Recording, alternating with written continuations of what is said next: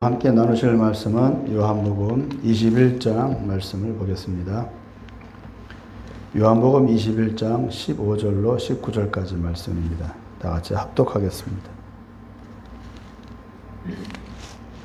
신약성경 184페이지요. 185페이지. 신약성경 185페이지.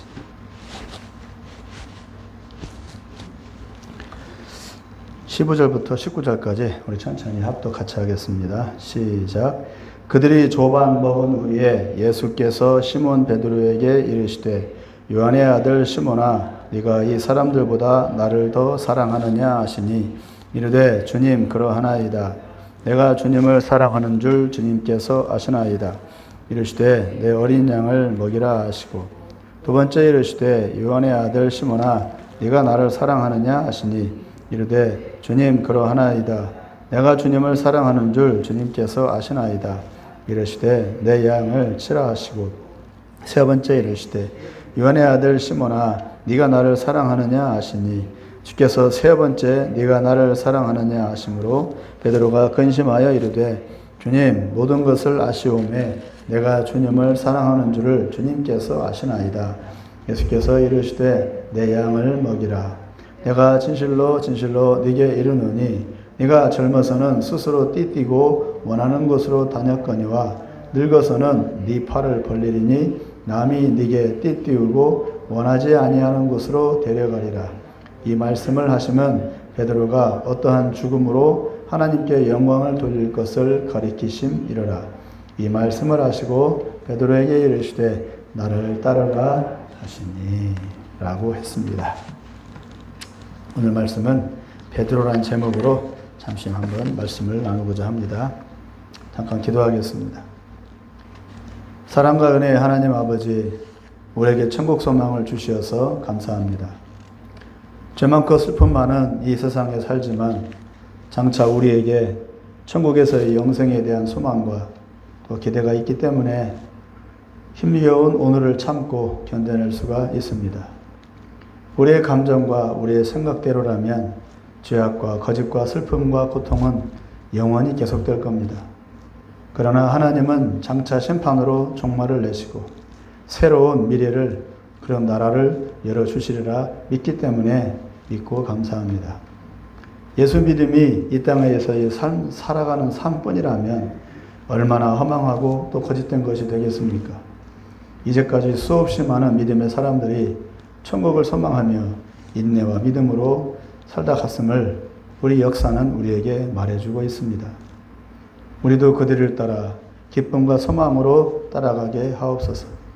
이 시간 부활하신 예수님을 만난 베드로가 사랑 고백을 하는 내용이 나옵니다.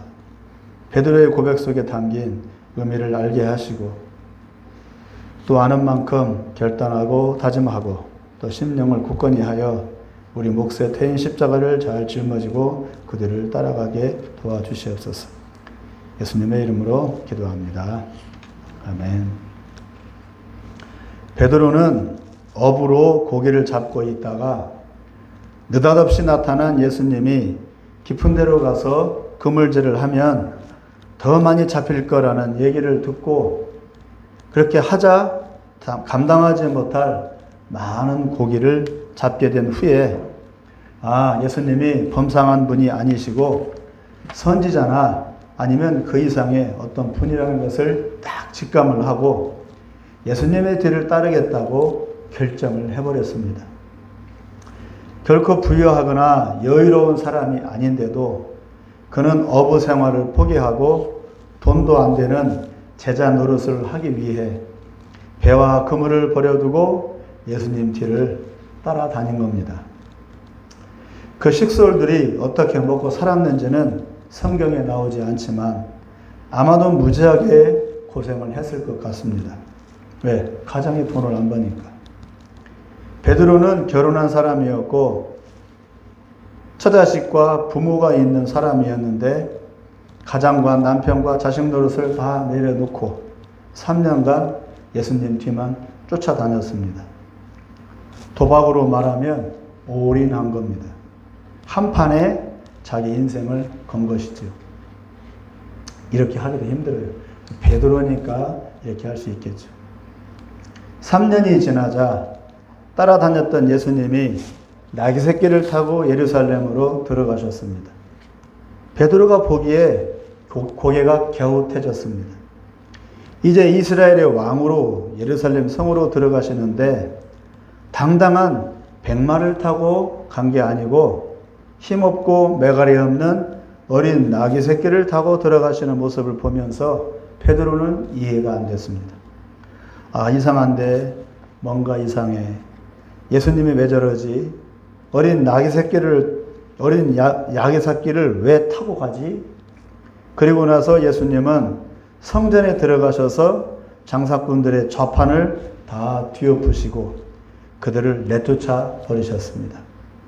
근데 이 사건이 사실은 아주 위험한 사건입니다.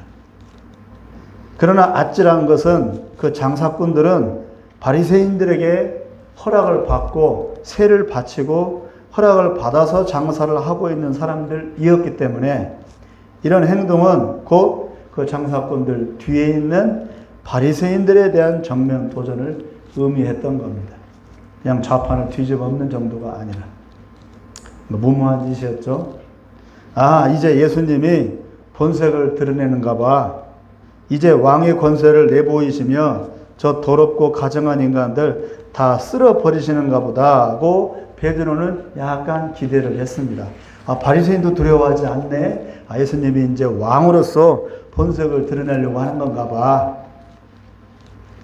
그러나 시간이 지난 후에 예수님은 어느 밤에 밤새워 힘겹게 혼자 기도하고 나신 후에 찾아온 로마 군병들과 그 바리새인들의 종들에게 포승줄에 묶여서 끌려갔습니다. 매갈이 없이. 그리고 로마 군병들의 취조와 고문을 받고 피투성이가 된 채 자기가 매달릴 십자가를 자기가 짊어지고 그 더럽고 수치스러운 해골의 언덕 골고다로 반강제로 내몰려 올라갔습니다.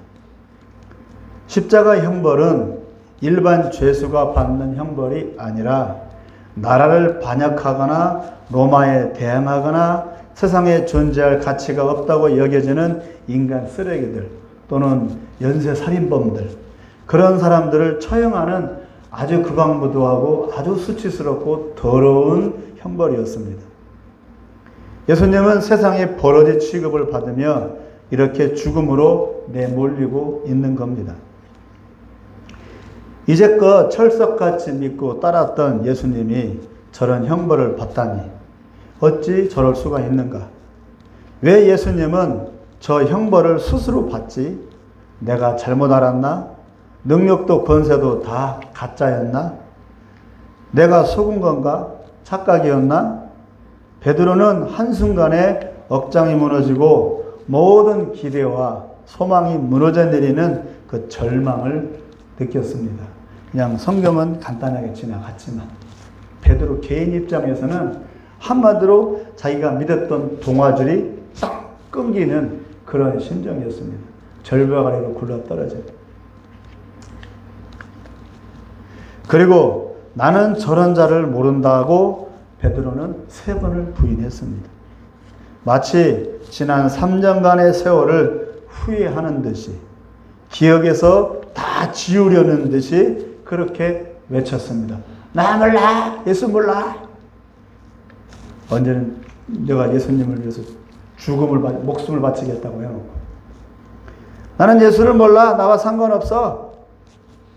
이렇게 외쳤어요. 어째 보면 캐묻는 계집종에게가 아니고 무너져 내리고 있는 자기 자신에게 하는 다짐인지도 모릅니다. 이제 깡그리 다 잊어버릴 거야. 지난 3년은 이제 기억이 없어. 지우개로 빡빡 지워버릴 거야. 뜨겁게 타올랐던 베드로의 가슴은 이제 불이 꺼진 재처럼 차갑게 변해갔습니다. 그리고 나서 다시 고기잡이 옛생활로 돌아갔습니다. 기대가 컸던 만큼 실망도 아주 컸습니다. 이 절망감을 느껴보신 적이 있습니까? 베드로와 같은 이 절망감. 이게 있어야 돼요, 신앙생활에. 이런 절망감이 없으면 위태위태한 겁니다. 바닥으로까지 내려 꽂히는, 거꾸로 내려 꽂히는 이 절망감.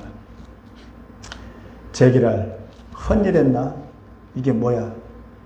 누구에게도 하소연할 수 없는 좌절과 낙심을 안고 그래도 먹고는 살아야지, 뭔가라도 해야 하지, 뭔 일이라도 해야 미치지 않을 것 같아서 베드로는 헛그물질을 하던 차에 갈릴리 바닷가에서 저 멀리 손짓하고 있는 한 사람을 보았습니다. 옆에 있던 요한이 말하기를 예수님이라고 말했습니다. 그 말을 듣자마자 베드로는 바다로 뛰어들어 헤엄쳐서 다가갔고 예수님을 만났습니다. 다 잊어버린 줄 알았는데 아닌 게 왜요? 베드로의 마음에는 그래도 예수님이 아직 있었는 게 왜요? 힘들고 어려운 환경과 여건에 내몰리면 그냥 신앙이고 뭐고 다 팔아먹을 수 있죠. 그런 사람들이 부지기수니까. 저는 매일같이 그런 사람들을 만나요. 신앙이고 뭐고 다 팔아먹어요. 환경과 여건이 어려우니까. 그런데 그 마음 구석에는 아직 남아있는 사람들이 있겠죠. 이 베드로처럼. 다 잊은 줄 알았는데 사도 요한이 옆에서 예수님이야. 그러니까 베드로는 배를 저어서 간 게 아니고 그냥 배로 뛰어들어서 헤엄쳐서 예수님께로 갔어요. 그만큼 마음이 아직은 잊어버리지 않았다는 거겠죠. 죽은 줄 알았던 예수님을 만난 베드로의 심정은 만감이 교차했습니다. 베드로는 천국과 지옥을 왔다 갔다 하고 있습니다. 완전한 절망의 상태였다가 이제 부활하신 예수님을 만나고 죽은 마음이 다시 살아난 겁니다. 예수님의 십자가 앞에서 베드로는 죽었습니다. 그리고 다시 예수님의 부활 앞에서 베드로의 마음도 다시 살아났습니다. 이 죽음과 부활을 경험해야 진짜입니다. 다가온 배신자 베드로를 보시고 그 예수님은 아무 말도 하지 않으시며 그냥 물고기를 구워서 먹으라고 베드로에게 건네주셨습니다. 왜요? 지금 물고기가 목에 넘어갈 상황입니까? 죽었다가 살아난 상황인데 예수님은 자기가 영이 아니라 육신이심을 증명하고 있고 이 구운 물고기를 베드로에게 건네주면서 말을 건네며 베드로의 마음을 위로해 주고 있는 것이죠. 즉 꿈도 아니고 환상도 아니고 현실임을 예수님은 보여주고 있습니다. 봐라, 지금 나는 살아있다. 현실이다. 진짜다. 꿈도 환상도 영도 아니다. 나는 현실이다. 그리고 네가 절망에다가 다시 살아난 것도 현실이다. 현실이야. 신앙은 차가운 현실이지만 그 차가운 현실 속에서도 살 길은 있어. 그러니 너도 현실을 피하지 말고 현실 앞에서 당당히 일어서서 대응해라. 그래서 물고기를 지금 주고 있는 거예요. 베드로로 하여금. 네 바램으로 꿈꾸지 마라. 이제 내가 주는 대로, 내가 열어주는 대로 나아가라. 꿈꾸는 신앙이 아닌 현실의 신앙. 손으로 만지고 두 발을 딛고 몸으로 부딪혀가는 그 현실의 신앙으로 새롭게 무장하고 시작해라입니다. 주시는 물고기를 받아 먹으며 베드로는 예수님에 대한 새로운 믿음을 갖게 되었고 예수님의 용서와 사랑과 신실하심을 그때 다시 믿게 되었습니다. 절망에서 부활한 겁니다. 이 경험이 반드시 있어야 합니다. 이 절망에서 다시 부활하는 이 경험. 이 현장에서 베드로는 다시 태어났습니다. 새로운 결단과 새로운 다짐과 새로운 예수님과의 관계를 갖게 되었습니다.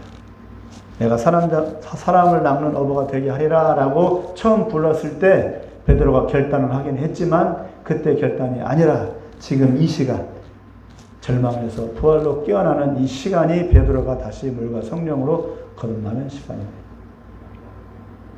이렇게 마음이 준비되었을 때 예수님은 베드로에게 오늘 본문 말씀 이렇게 부르십니다.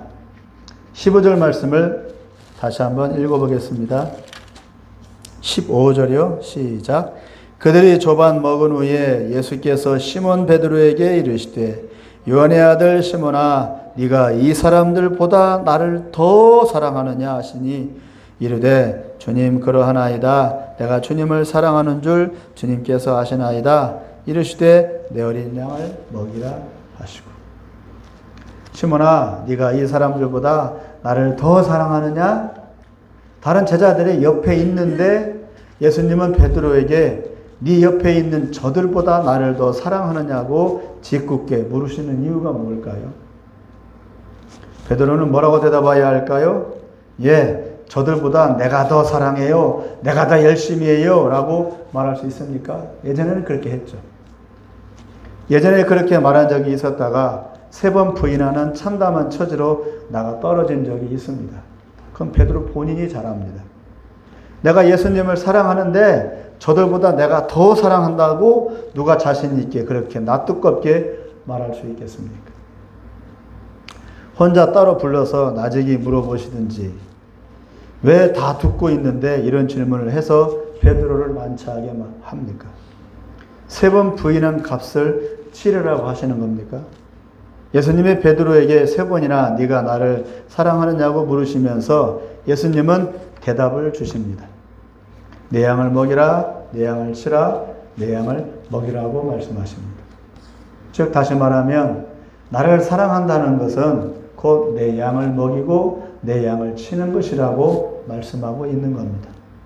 사랑해요, 사랑해요, 사랑해요, 사랑해요. 이게 아니고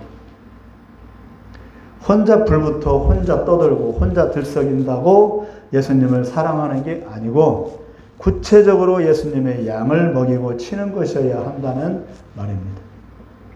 처음 베드로가 물고기 잡을 때 예수님이 그를 부르실 때 한 조건을 달았습니다. 네가 나를 따라오면 물고기가 아니고 사람을 낚는 어부가 되게 해주겠다고. 그런데 사람은 사람을 낚아올리고 그물로 사로잡는 게 아니고 먹이고 돌보고 이렇게 오늘 말씀처럼 섬기랍니다. 그것이 예수님을 사랑하는 증거랍니다. 왜 내 양을 먹이고 치라고 하십니까? 예수님이 십자가에 달려 죽으신 이유는 자기 죄 때문이 아니고 우리의 죄를 대신 갚아주기 위해서 자기 몸을 제물로 바쳤기 때문입니다. 한 가지 예를 들겠습니다. 오늘은 춘향전이 아니고 심청전으로 가볼까 합니다. 심학도라는 사람이 있었습니다. 어머니 심학도 아시죠? 권사님 아시죠? 심학도. 모르세요? 집사님 모르세요? 예. 그는 장님이었습니다. 그런데 그에게는 아주 착한 딸이 하나 있었는데 이름이 심청이었습니다. 어느 날 지나가는 중이 하는 말이 공양미 300석을 바치면 아버지 눈이 뜨게 된다고 했습니다.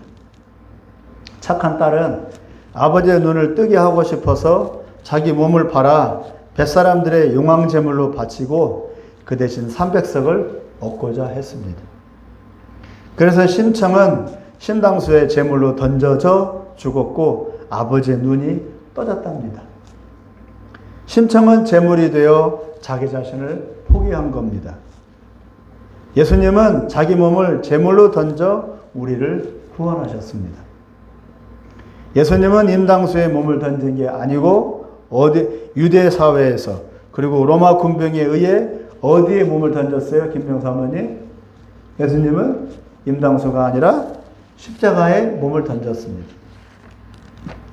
그 대가로 공양미 300석이 마련되어 죄인 줄도 모르는 무주몽매한 우리를 구원하셨습니다.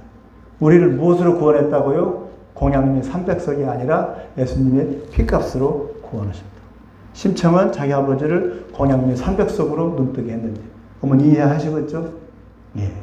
예수님은 공양미 300석이 아니라 자기 피값으로 우리 모두를 구원하셨습니다. 이 사실을 우리가 하나님께 믿어주기만 하면 그 속죄의 효과가 나에게 자동으로 오도록 하나님이 그렇게 세팅을 하셨습니다. 엊그저께 같이 77살을 먹은 김천 출신의 할아버지하고 같이 일을 했습니다.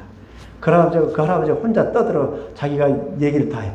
예수 믿으면 구원받아. 예수님이 우리를 위해서 십자가 달려 죽으시고 부활하시고 예수님 믿으면 구원받아. 알긴 다 알아요. 14년 동안을 교회 다닌 사람이니까. 그런데 하는 말이 왜 예수만 믿으면 구원받아?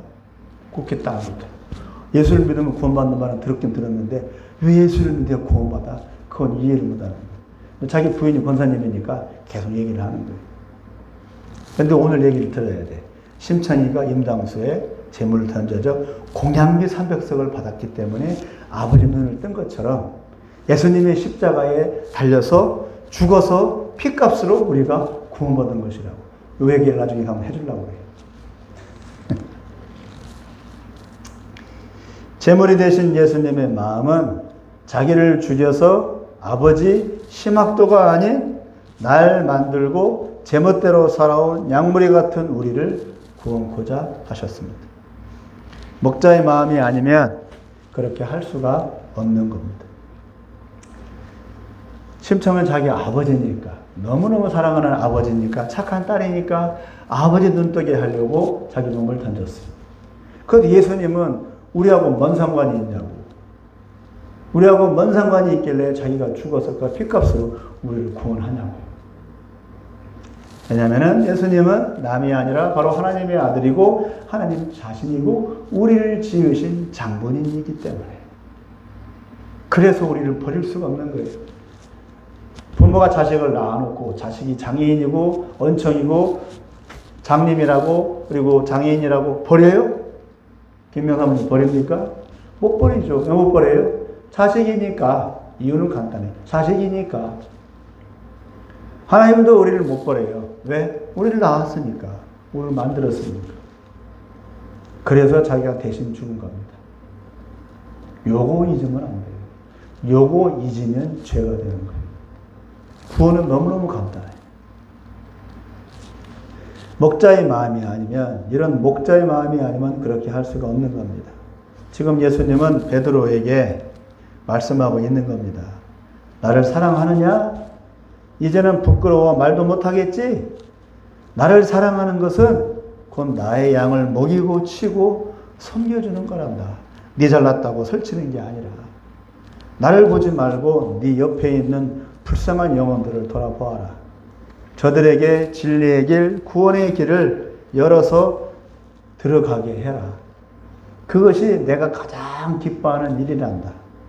이 일을 할 수 있겠냐? 근데 이 일을 하려면 너 죽어야 돼. 목숨 걸어야 돼. 입으로만 사랑한다고 하지 말고 진짜 사랑은 내가 십자가에 달려 죽었듯이 너도 그렇게 영혼들을 위해 언제든 어떤 모습으로든 죽을 수 있는 거란다. 그렇게 할 수 있겠냐? 네가 나를 사랑하느냐라고 3번 묻는 말씀 뒤에는 이 내용이 들어가 있는 겁니다. 너 그렇게 할 수 있어? 너 죽을 수 있어? 그러니까 죽었다가 살아나는 그런 절망에서 부활하는 그런 경험이 없이는 이 말씀을 받아들일 수가 없겠죠. 그냥 룰루랄라 하면서 나 예수님 좋아해요. 나 예수님 믿어. 예수님 사랑해요. 이 정도 가지고는 안 된다는 얘기죠. 18, 19절을 다 같이 한번 읽어보겠습니다. 18절, 19절이요. 시작. 내가 진실로 진실로 네게 이르노니 네가 젊어서는 스스로 띠뛰고 원하는 곳으로 다녔거니와 늙어서는 네 팔을 벌리리니 남이 네게 띠띠우고 원하지 아니하는 곳으로 데려가리라. 이 말씀을 하시면 베드로가 어떠한 죽음으로 하나님께 영광을 돌릴 것을 가리키심이로라. 이 말씀을 하시고 베드로에게 이르시되 나를 따르라 하시니. 결국 베드로는 어떻게 되었습니까? 거꾸로 십자가에 달려서 예수님처럼 2 팔을 쫙 벌리고 죽었어요. 순교했습니다. 네가 나를 사랑하느냐고 물으시는 예수님의 의중에는 벌써부터 너는 나의 뜻에 따라 죽어야 한다. 베드로야, 나를 사랑한다는 것은 곧 너를 죽이는 거야. 내가 그랬듯이. 이 내용이 들어가 있는 겁니다. 예수님을 사랑하십니까? 목숨을 걸어야 합니다. 사도 베드로뿐만 아니라 예수를 믿는 모든 이들은 그 뒤를 따라 똑같이 목숨을 내걸어야 합니다. 사도라서가 아니라 예수를 믿는 그리스도인이라면 누구나 다 예전에 리비아 바닷가에서 순교한 24명인가요? 22명의 이집트 기독교인들이 있었습니다. 텔레비에 나왔었죠. 빨간 옷을 입고 IS에 의해 가지고 바닷가에서 목이 잘려서 22명이 다 죽었어요. 그 사람들한테 물었어요. 너 예수 믿을래? 알라를 믿을래? 그 사람들이 나 알라 안 믿고 계속 예수 믿을 거야 라고 고백을 해서 22명 모두가 다 목에 댕강 잘려서 죽었습니다. 그 사람들은 노동자예요. 뭐 목사도 아니고 뭐 교회 집사도 아니고 그냥 청년들, 그냥 돈 벌러 리비아 땅에 가서 돈 벌러 온 그냥 근로자들, 노동자들이었어요. 근데 그 사람들은 예수를 믿는 껍데기교도들이었어요.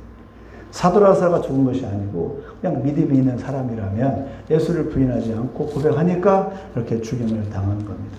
그러므로 죽음을 걸고 목숨을 걸고 예수를 사랑한다는 것은 사도들만이 하는 일도 아니고 주의 종들만 하는 일이 아니라 예수 믿는 그리스도인이라면 누구라도 가져야 하는 기본적인 믿음이라 그겁니다. 그러니까 목숨 걸어야 된다 그거예요. 그것이 진정으로 예수님을 사랑하는 겁니다. 이것이 오늘 본문의 내용 그대로입니다. 제 얘기가 아니라. 사랑. 우리는 예수님을 사랑해요. 사랑해요라고 외치기만 합니다. 그러나 예수님은 그 입술의 고백과 함께 삶의 현장에서의 실천적인 모습을 원하고 계십니다. 순교의 마음으로 우리 각자의 삶의 현장에서 믿음으로 살아야 합니다. 그게 더 힘들죠. 그렇죠, 김선희 사님? 믿음으로 산다는 게 사실은 더 힘들어요. 그냥 목이 탱강 잘려 죽었으면 좋겠어. 한순간이니까. 그런데 우리 삶은 그러지 않아요. 믿음으로 살아야 돼. 믿음은 버릴 수도 없어. 믿음을 지키면서 살아간다는 게 쉬운 게 아니죠. 그게 우리의 십자가입니다. 헌신과 자기 부인이 없는 믿음은 욕심입니다. 이기적인 믿음입니다. 예수님 때문에 공짜로 구원받았으니 우리도 공짜로 우리 자신을 드리라고 오늘 본문은 우리에게 요구하고 있는 것입니다. 사도 요한이 우리의 자신에게 영적인 자기 갈급함을 채우고 스스로의 허전함을 채우려는 노력은 결국 자기 만족이고 자기 유익이고 걸려야 할 돌에 걸려 넘어지고 맙니다. 주 예수 그리스도를 위하여 내 유익과 내 만족과 내 행복까지도 포기하는 게 진짜 예수 믿음, 예수 사랑이라고 성경은 우리에게 말해주고 있습니다. 많은 이들이 물과 성령으로 예수님을 믿고 거듭은 났지만 자기 부인은 하지 못하고 자기 만족, 영적인 자기 유익을 채우기에 바쁘다가 결국 실족하고 깨어나지 못한 채 나가 떨어지는 사람들이 부지기수입니다. 그 끝은 구원을 장담하지 못합니다. 그 사람이 구원받았는가 구원받지 못했는가 하나님만이 아시겠죠. 깊은 자기 절망 이후에 베드로는 예수님의 부활과 함께 자기 자신의 심령의 부활을 경험했고 이제 오늘 예수님의 당부의 말씀 네가 나를 사랑하느냐 목숨을 걸고 나를 사랑하느냐라고 하는 그 말씀 앞에서 결단해야 하는 중요한 시점에 이르는 것입니다. 예수님을 믿고 사랑하는 게 예수님의 양무리를 돌보고 양육하는 거라니 매우 현실적이고 지금 당장의 문제인 겁니다. 베드로 입장에서는. 베드로는 본문 어디에도 예 그렇게 하겠습니다 라고 대답한 내용이 없습니다. 깊은 당황과 뭘 어찌해야 하는지 도무지 알 수 없는 상태인 것 같습니다. 예수님의 양? 그게 뭐야? 예수님이 언제 양을 쳤나? 예수님 목수인데 목자가 아닌데 사람을 향한 어부가 되라는 말씀처럼 사람이 문제구나. 예수님은 양이 아니라 사람을 살리러 오신 거구나. 하나님이 자기 아들을 보내 죽게 하신 것은 하나님의 영광을 나타내고 하나님의 나라를 뚝딱 만드시는 게 아니구나. 영혼들을 모아야 되는 거구나. 돌봐야 되는 거구나. 영혼들을 회복시켜야 하는 거구나. 라고 베드로는 조금씩 깨달아가게 되었습니다. 오늘 본문 말씀 이후에 영혼 구원이구나. 베드로는 자기 열정, 자기 잘난 맛에 예수님을 쫓아다녔어요. 그러나 이후부터는 이제 베드로는 어떻게 됩니까? 주변을 돌아봐야 돼. 귀찮게. 주변을 돌아봐야 돼. 자기 열정이 아니라 주변을. 그리고 끌어주고, 밀어주고, 얼러주고, 섬겨주고 해야 돼. 구차하게. 내가 예수님 좋으니까 나만 가면 돼. 나만 가면 돼. 그랬었는데 이제는 주변을 돌아봐야 돼. 손잡고 가야 돼. 못 가면 끌어줘야 돼.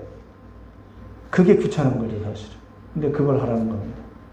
누구처럼요? 예수님이 그랬던 것처럼. 베드로가 부인했어. 3번 부인했어. 예수님, 그랬어? 가. 네 길로 가. 그럴 수 있어요. 근데 예수님 어떻게 했어요? 구차하게 다시 찾아왔잖아요. 베드로가 물고기 잡는 그 현장까지. 구차하게 찾아왔어요. 그냥 쌩깔 수도 있는데. 왜 예수님은 잊지 못한 거죠, 베드로를. 그 마음. 베드로를 3번 부인한 베드로를 잊지 못하고 그리고 내버려 두지 못하고 찾아온 예수님의 그 마음이 이제 베드로에게 전가되는 겁니다. 전가되는 거예요. 임파테이션이라고 하죠. 전가되는 겁니다. 어떤 마음이요? 한 영혼을 잊어버리지 못하는 그 마음. 99마리 내버려 두고 잃어버린 한 마리 새끼야. 없어도 돼. 99마리 있으니까. 근데 그 한 마리를 놓치지 못하고 잊어버리지 못하고 한 마리 찾으러 다시 99마리 내버려 두고 찾아가는 그 목자의 마음. 예수님의 마음. 3번 부인한 자기를 잊어버리지 않고 그래도 자기가 딴짓하고 있는 현장까지 찾아와서 물고기까지 구워주고 가면서 얼려주고 달래주는 그 예수님의 그 마음. 이 베드로에게 전가되는 겁니다. 그래서 베드로는 어찌 살았습니까?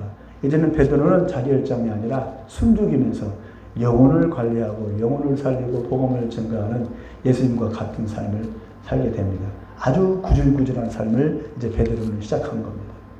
산뜻하고 스마트하고 간단 명료하고 그냥 아주 그런 삶이 아니라 질질 끌고 다니는 양무리를 질질 끌고 다니는 아주 자질구레하고 구차한 삶을 살아야 되는 겁니다. 아셨죠? 예수님을 사랑한다는 것은 그겁니다. 나 현장 아니고 내 살 길이 있어 뭐 딴 데로 가면 돼. 그럴 수 있죠. 그리고 예수님이 그것을 있으라 하면 그냥 있어야 되는 거예요. 자질구레하고 정말 싫고 정말 역겹고 정말 다 그냥 딴 거 하면 되는데 왜 나보고 이거 하라고 그래? 라고 할 수 있는데 그건 내 생각이고 하나님 있으라 하면 그냥 잊고 가는 거죠. 그게 사실은 어려운 겁니다. 누구에게나. 19절 마지막 부분에 말씀하시기를 나를 따르라고 하셨습니다. Follow me 라고 했습니다. 예전에 제자들이 다른 제자들을 예수께로 이끌었을 때 썼던 말이 뭐였습니까? 안드레가 말했죠. 와 보라. 그랬죠. 와 보라. Come and see. 와 보라. 그거였습니다. 오늘 말씀 똑같이 뭐라고 합니까? 이제는 나를 따르라. 예수님이 말씀하시죠. 나를 따르라. 예수님들을 따라. 그러나 제자들은 예수님 앞에서 follow him. 그분을 따라가야 합니다. 그를 따르라. 예수님을 따를 때 와보라고 자신 있게 말할 수가 있는 겁니다. 내가 예수님을 따라갈 때 와보라고 말을 할 수가 있다는 말입니다. 예수님을 따른다는 것은 십자가와 고난의 길입니다. 18절에 뭐라고 하십니까? 팔을 벌린답니다. 즉 베드로도 십자가에 매달린답니다. 나를 사랑하느냐? 그러면 내 양을 먹이라고 하셔놓고 결국 베드로를 복음의 제물로 죽게 하십니다. 이것이 예수님의 저주가 아니라 축복입니다. 하나님의 영광과 뜻을 위해서 몸과 마음을 드리게 하는 이것이 바로 하나님이 사랑하고 인정하신다는 증거이기 때문입니다. 말씀을 드리겠습니다. 베드로의 고뇌는 예수님에 대한 사랑입니다. 내가 이렇게 예수님을 사랑하는데 그런데 왜 나는 두려워서 예수님을 부인했지?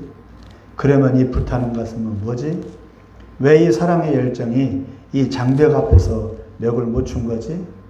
거짓이 아닌데 진짜로 예수님 사랑하는 거 맞는데 진짜로 뜨거운데 근데 왜 나는 예수님을 3번 부인할 수밖에 없었지?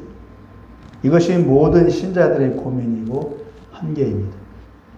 예수님을 믿는 것은 사실이고 또 사랑하는 것도 진짜인데 왜 이렇게 죄의 유혹에 자꾸자꾸 넘어질까? 왜 불순종할까? 왜 이 욕심이 앞을 가로막을까? 왜 내 자아는 벌떡벌떡 일어나서 나를 엉뚱한 데로 끌어가는 거지? 왜 절망하지? 왜 짜증나지? 왜 의심이 가지? 왜 하기 싫지? 첫째, 철저한 자기 절망을 경험하십시오. 둘째, 다시 예수님을 만나십시오. 예전에 만났던 것 말고 다시 예수님을 만나십시오. 아주 깊은 인격적인 만남으로. 셋째, 나에게서 예수님이 원하는 것이 무엇인지를 발견하십시오. 넷째, 그리고 충분히 심각하게 고민하고 번민하고 갈등하고 몸부림치십시오. 마지막 다섯째, 두말 말고 예수님을 따라가십시오. 내 생각, 내 판단, 내 감정을 내려놓고 예수님을 그냥 따라가십시오. 그러면 예수님이 보게 하시고 알게 하시고 깨닫게 하시고 느끼게 하시고 마지막 결단하게 하실 겁니다. 이 은혜가 우리 모두에게 임하시기를 기원합니다. 그래서 베드로가 간 그 길, 예수님을 따라간 그 길을 우리도 똑같이 따라갈 수 있기를 바랍니다. 다른 길은 없습니다. 기도하겠습니다. 자비로우신 하나님 아버지, 오늘 베드로가에게 네가 나를 사랑하느냐라고 물으시는 예수님의 고백에 담긴 의미들을 잠시 살펴보았습니다. 베드로의 심정은 지금 복잡합니다. 네가 나를 사랑하느냐라고 물으시는 그 물음 앞에서 베드로는 간단하게 대답을 할 수가 없습니다. 왜? 베드로는 과거가 있기 때문입니다. 그리고 지금도 아직 결단하지 못한 상태이기 때문입니다. 근데 예수님은 나보고 자꾸 날 사랑하냐고 어려운 질문을 물으십니다. 말로는 할 수 있죠. 사랑한다고. 그러나 가슴으로, 삶으로 내 평 남은 인생을 걸고서, 목숨을 걸고서 예수님을 사랑한다? 그것은 두 번째, 세 번째 문제인데 예수님은 어려운 질문을 하십니다. 그러면서 예수님은 두 팔을 벌리라고 예고의 말씀을 하고 계십니다. 우리에게 이 결단의 모습이 필요합니다. 예수님을 사랑하되 목숨을 걸고 사랑하는 이 결단의 모습이 우리에게 있어지기를 소망합니다.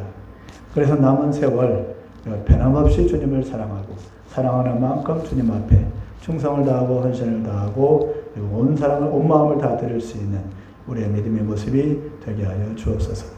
예수님의 이름으로